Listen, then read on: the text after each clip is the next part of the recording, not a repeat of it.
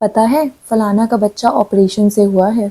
अब तो दूसरा बच्चा भी ऑपरेशन से ही होगा। लो जी, अब तो ऑपरेशन ही होगा।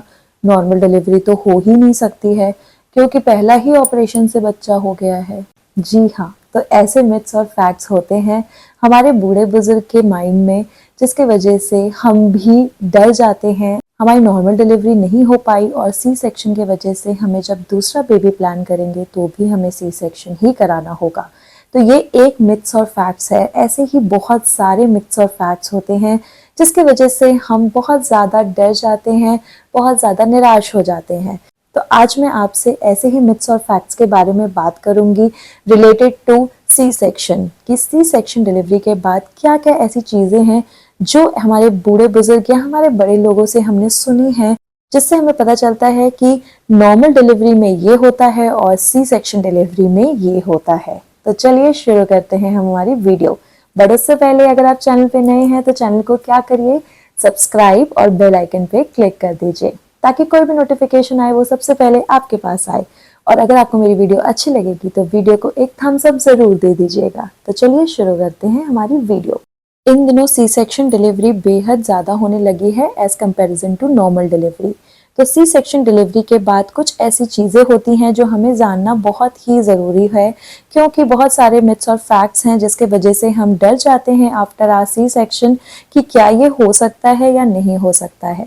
तो चलिए आज हम बात करते हैं ऐसे ही कुछ मिथ्स और फैक्ट्स पे। तो सबसे पहला मिथ्स और फैक्ट जो है वो है कि आफ्टर सी सेक्शन डिलीवरी क्या हमारी नॉर्मल डिलीवरी हो सकती है या नहीं, क्योंकि हमारे बूढ़े बुजुर्ग, हमारे बड़े लोग कहते हैं कि एक बार पेट कटवा लिया तो दूसरी बार भी कटवाना पड़ेगा, अब तो नॉर्मल डिलीवरी नहीं हो पाएगी। तो जी नहीं, ऐसा नहीं होता है। ऑपरेशन के बाद अगर आपको नॉर्मल डिलीवरी चाहिए तो उसके लिए आपको कुछ पॉसिबिलिटीज को फुलफिल करना जरूरी है, जैसे कि आपको 3 इयर्स का गैप लेना होता है अपनी फर्स्ट और सेकंड प्रेगनेंसी में। सेकंड चीज होती है कि कितने टाके लगे हैं आपको आपकी पहली डिलीवरी में।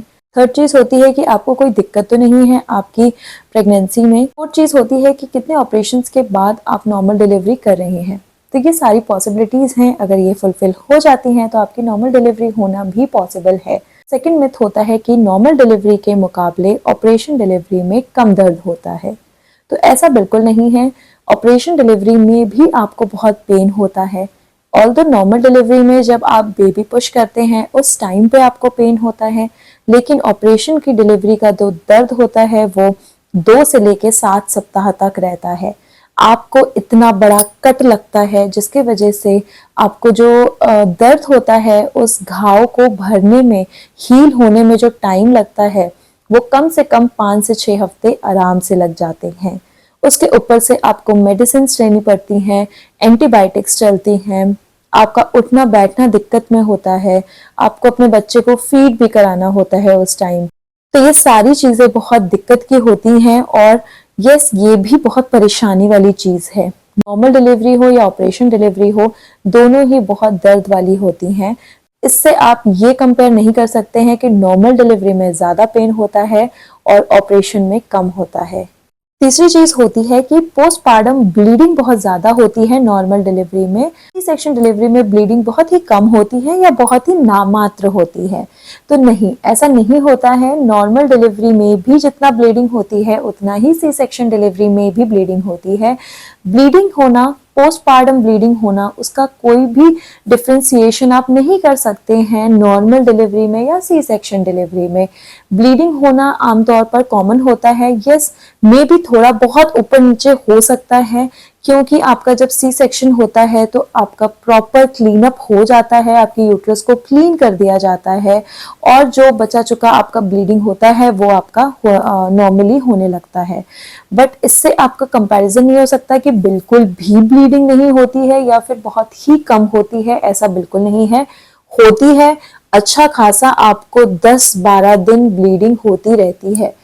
चौथा मिथ होता है कि सी सेक्शन डिलीवरी के बाद आपको जो बेबी मिल्क प्रोड्यूस होता है उसमें दिक्कत आती है।